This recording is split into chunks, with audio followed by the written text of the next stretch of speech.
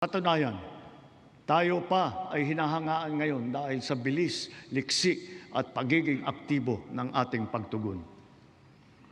Libuang buwan mula sumiklab ang digmaan, ramdam pa rin natin ang bigat ng mga epekto nito sa ating bansa.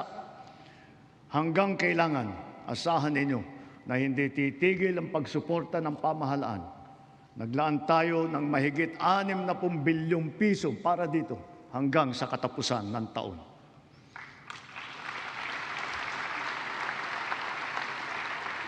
Ang pondo na naisalba natin na balak ibulsa ng mga tiwaling opisyal ay sa taong bayan natin ibinubuhos. Ngayon ipipihit natin ang mga programa sa mas nangangailangan nating kapwa Pilipino para naman mas malawak at mas marami ang maaabot ng tulong. Layunin natin matulungan ng 3.2 milyong benepisyaryo ng 4Ps at walang gutom program, ang 1.2 milyong minimum wage na manggagawa ng miyembro ng SSS at ang 2.2 milyong kababayan nating mahirap na hindi pa naging benepisyaryo ng programang pang-ayuda ng pamahalaan.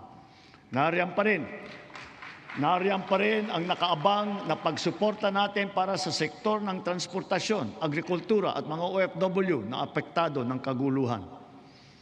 Kung susumahin, mahigit 7.2 milyong pamilya na lubos na nangangailangan ang matutulungan natin sa mabigat na kabanatang ito.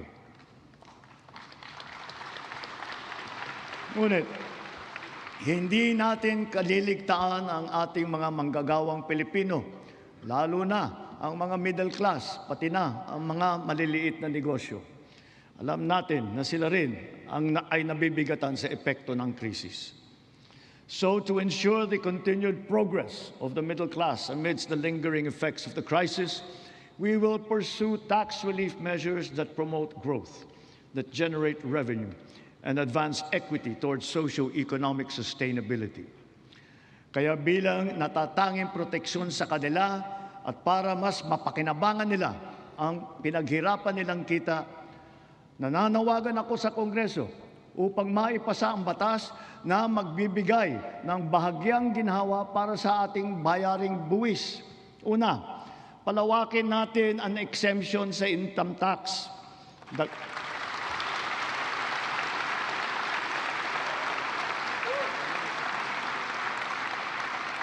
Dagdagan natin ang mga manggagawang malilibre sa buwis sa kanilang kita. Isasama na natin ang mga kumikita ng hindi lalagpas sa 350,000 pesos kada taon.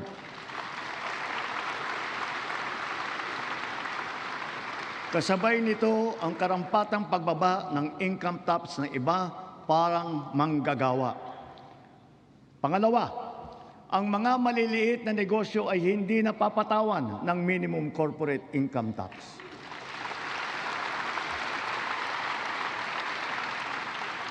Pangatlo, para mapanatag ang loob ng taong bayan, ang pagbigay ng amnesty para sa mga hindi nabayarang buwis tulad ng income tax, estate at donors tax at value-added tax.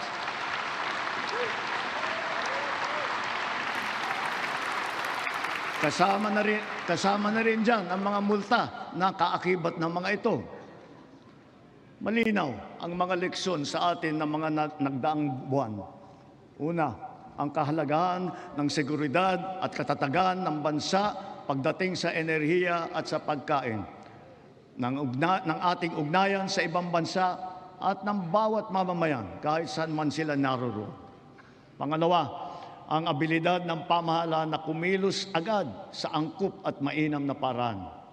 At ang ikatlo, ang pagpursigi at pagnatyag ng Pilipino sa kabila ng mga hamong dumadaan. Dala ang mga sariwang leksyon nito, mas maayos at mabilis ang pagresponde natin sa ating mga naging biktima ng sakuna. Tulad sa nangyaring paglindol sa Visayas at Mindanao kamakailan, mahigit 600,000 pamilya ang ating nasakluluhan. Lampas 3 bilyong piso ang ating binuhos para sa agaran tulong sa mga pamilyang lubos na naapektuhan. Ito'y sa pamamagitan ng pagkain, pagpapagamot, tulong pinansyal at pabahay. Unti-unti na rin nating naayos ang supply ng tubig at kuryente, linya ng komunikasyon at mga daan sa mga apektadong lugar. Hindi lamang minsang paghatid ng tulong ang ating ginagawa. Ang misyon natin ay sila'y muling makabangon at maitaguyod. We have moved on from the reactive approach. Now we are not only proactive, but predictive as well, aided by digital tools. The strategies of public-private supply chains, hubs and spokes, warehousing, automated production, and wide-scale pre-positioning of food and non-food supplies in LGUs have proven their efficacy. We have now established a network consisting of primary disaster resource centers in Luzon, in Visayas, and soon in Mindanao, 15 hubs, 76 spokes, and 919 last-mile facilities across the country, which makes up our nationwide disaster response infrastructure.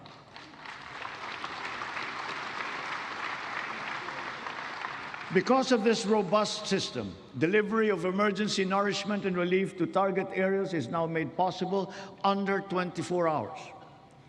Sa panahon ng krisis o kalamidad, handa na ang pamahalaan sa pagpapadala ng mga mobile energy system upang makapaghatid ng emergency power sa mga lugar na nawalan ng kuryente.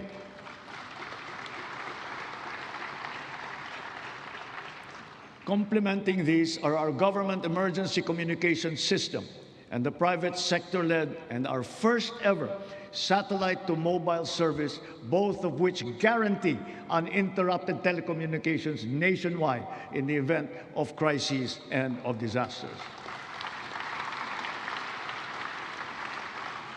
At dahil meron na tayong konsepto ng state of imminent disaster, hindi na natin hinihintay na mangyari ang sakuna. Aagapan natin ang paghahanda at pagresponde. And so, taking all these lessons to heart, our overarching mission and all our conscious efforts henceforth must not be to simply uplift, but to ensure security and self-sufficiency of our nation and of our fellow Filipinos. Sa nasaksihan nating pagtaas ng presyo ng petrolyo, maraming kababayan natin ang umasa sa pampublikong sasakyan. Kaya pinagtutuunan natin na mabuti ang ating mga tren, mga busway, transport hub at integrated terminal at ang pagpapaganda at pagpapalawak ng mga paliparan at pantalan sa buong bansa. Ito ay upang mas malawak at malayo ang naaabot, tumaas ang kapasidad at maging moderno at mas maginhawa ang serbisyo. Halimbawa, sa susunod na taon, ang mga tren ng North-South Commuter Railway ay tatakbo na sa pagitan ng Valenzuela at Malolos. Sisikapin ng DOTR na sa pagtapos ng administrasyong ito, tapos na rin ang railway hanggang sa Clark.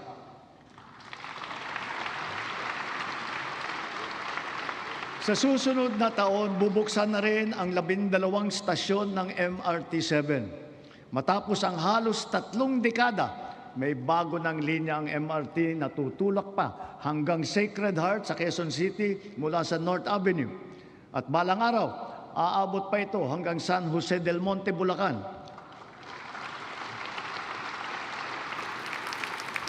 Sadyang napakalaking ginhawa nito sa halos 1 milyon na pasahero bawat araw. Thanks to the recently enacted Accelerated and Reformed Right-of-Way Act, right-of-way issues are now more quickly resolved, removing the biggest choke point in our mass transit development program. Sa kabilang banda, yung unang bahagi ng Cebu Bus Rapid Transit ay bukas na. At yung nasa Ilocos Norte naman ay ating pasisinayaan sa susunod na taon. Ang mga nag-modernize ng mga sasakyan, lalo na ang mga lumipat sa mga hybrid at electric vehicle, ay hindi nakaramdam ng kurot ng pagtaas ng presyo ng petrolyo. Consistent with our clean energy drive, we have encouraged the adoption of electric vehicles. We have removed all tariffs on EVs until 2028 to bring down market prices. And government has also been mandated to prioritize electric vehicles and their refleeting plans. This clean and green policy is two-pronged. It shall also spur growth of our domestic local industries across the EV value chain, specifically those involved in the vehicle assembly and manufacturing of batteries and related spare parts. Mitiin natin na sa pagdating ng 2040, kalahati ng mga sasakyan natin ay EV na. Ang ilang makabagong love bus at ang articulated bus na gagamitin sa Davao City, mga EV na. Ang MB Dalaray naman na pinasayaan natin kamakailan lamang ay isa ring EV na nabuo sa pagtutulungan ng UP at saka ng DOST. Sa darating na panahon, ang ganitong electric ferry boat ang gagamitin sa Pasig River Ferry Service mula Pinagbuhatan sa Pasig hanggang Escolta sa Maynila. Kaya hinihiling ko ang suporta ng buong industriya upang mapaandar na natin sa lalong madaling panahon ang ating minimiting modernisasyon ng mga pampublikong sasakyan. Titiyakin natin na magiging makatao, magaan at makatarungan ang pagpapatupad nito. Tulad ng aking nabanggit, dapat mataas ang kalidad, matibay at maghahatid ng pangmatagalang ginhawa sa taong bayan ang lahat ng pampublikong infrastruktura.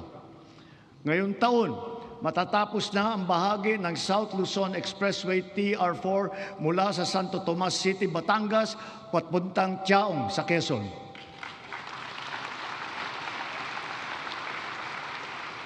Halos 17,000 motorista araw-araw ang makikinabang dito.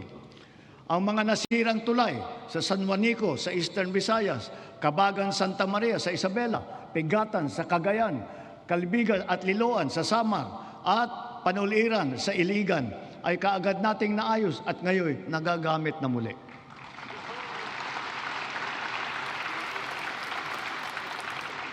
Bukod sa 137 evacuation center na naitayo sa buong bansa, magsisimula na ngayon taon ang pagpapatayo ng Ligtas Pinoy Centers.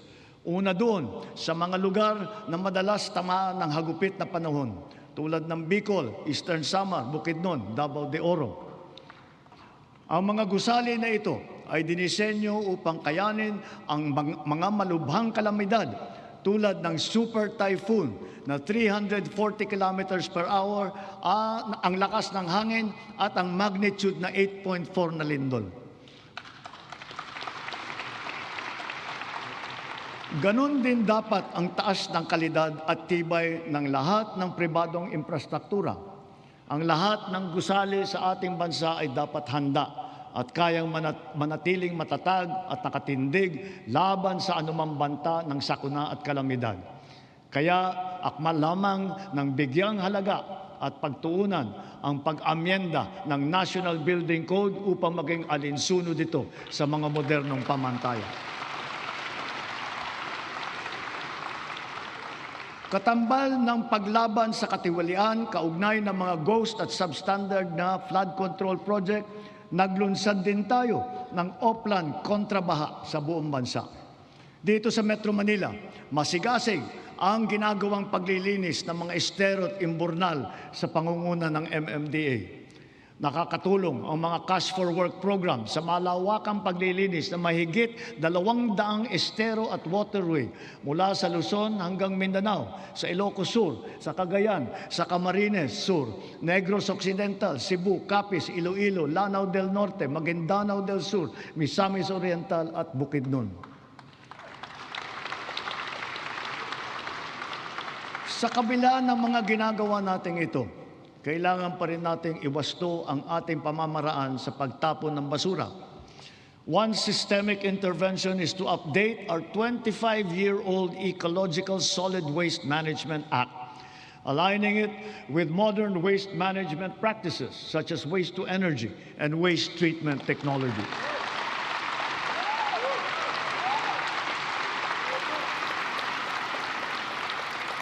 As we recalibrate our solid waste management systems, we can draw inspiration from the solid waste management practices being championed by the MMDA here in Metro Manila.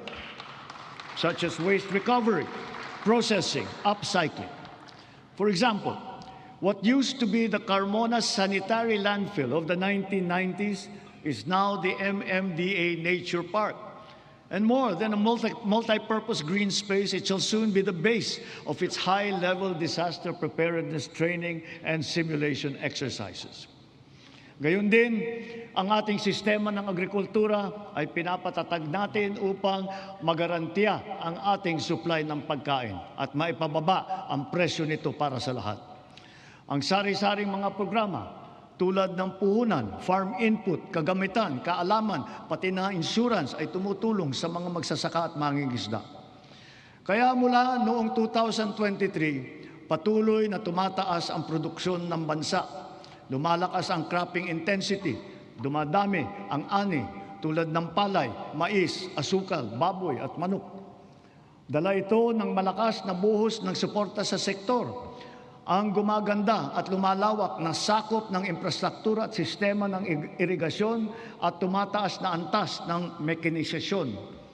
Nagbubuklod na rin ang mga magsasaka at mangingisda at nabibigyan ng makabagong teknolohiya, binhi at mga pasilidad at kagamitan.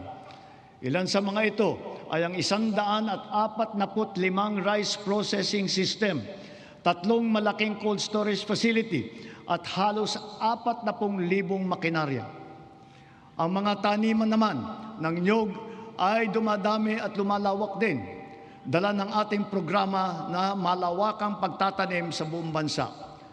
Nakapagtanim na tayo ng 18 milyong puno at layunin po natin na sa pagkatapos ng administrasyong ito, makakapagtanim tayo ng 100 milyong puno ng niyog sa Pilipinas. Gagarantiyahin ito ang tatag ng ating industriya ng niyog hanggang sa mga susunod na dekada. Ang NFA din ay ngayon may mas malakas na ang kakayahan sa pagbili ng mga ani ng magsasaka sa mas magandang presyo at sa pag-imbak ng buffer stock. Ang mga sari-saring peste at sakit na ay nagbabantang manira ng mga inaasahang magandang kita. Halimbawa rito, ang avian flu at saka yung ASF. Kaya tinitiyak ng DA na ang mga magsasaka ay natututo ng mga makabagong kaalaman at mga mainam na paraan sa pag-iwas at paglaban sa mga ito. Gayunpaman, ang insurance ay nagsisilbing mabisang panangga laban sa pagkalugi dala ng pagkawala o pagkasira sa hindi inaasahang pangyayari. Sa nakalipas na 4 na taon, natulungan ang sektor upang mabawi ang halaga ng pinsala sa hanapbuhay na umabot sa 19 bilyong piso halaga na kabayaran. Ang crop insurance ngayon ay hindi limitado sa mga pananim. Kasama sa saklaw nito ang mga alagang hayop, palaisdaan, mga gamit at pasilidad, pati sasakyan na pang-agrikultura. Meron ding life insurance para sa mismong magsasaka at mangingisda. Papalawigin pa ng Philippine Crop Insurance Corporation at DA ang kaalaman ng mga magsasaka at mangingisda tungkol sa crop insurance. Upang makapagbigay ng kapanatagan sa isipan ng mga benepisyaryo ng agrarian reform, wala tayong tigil sa pamamahagi ng mga titulo sa lupa na ginawad sa kanila. Kaya sa loob ng 4 na taon, lagpas 400,000 titulo na ang suma total ng atin na ipamahagi sa kanila, na may kabuong lawak na mahigit 500,000 hektarya. Tatapusin na natin ang pamamahagi ng mga titulo sa susunod na taon.